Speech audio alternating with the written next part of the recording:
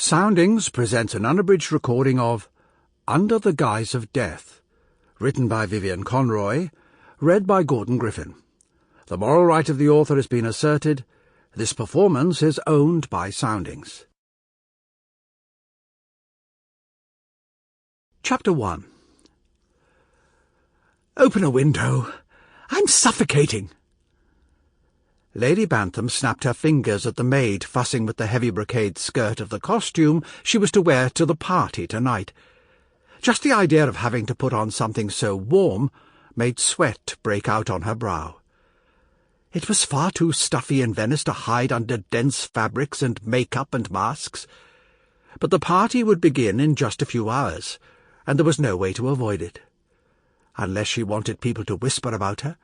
Say she didn't want to appear at the feast thrown by the former father-in-law of her husband, the man whose daughter she had replaced as Lady Bantham. She clenched her hands shut a moment, her nails digging into her palms. "Open that window! Now!"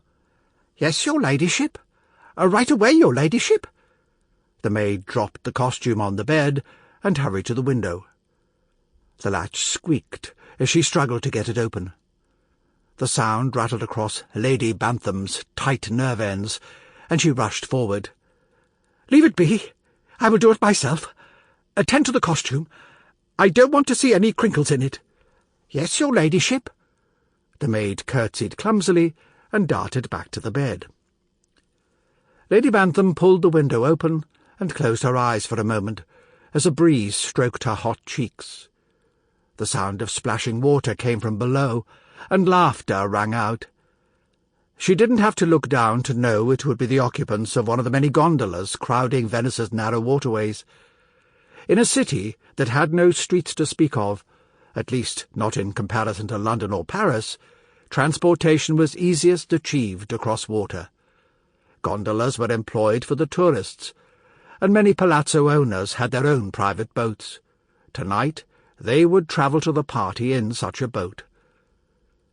Italian voices carried across the water, bickering about something. She suspected it came from the left, where the canal, on which their host lived, turned right to pass a small market. The sellers felt it necessary to argue with each other incessantly about the places allotted, the sun or the shade, the customers that one seemed to lure away from the other. At least, she imagined it was about that. Her Italian was rudimentary at best. Her mother's voice echoed in the back of her head that she never tried hard enough. Sample complete. Ready to continue?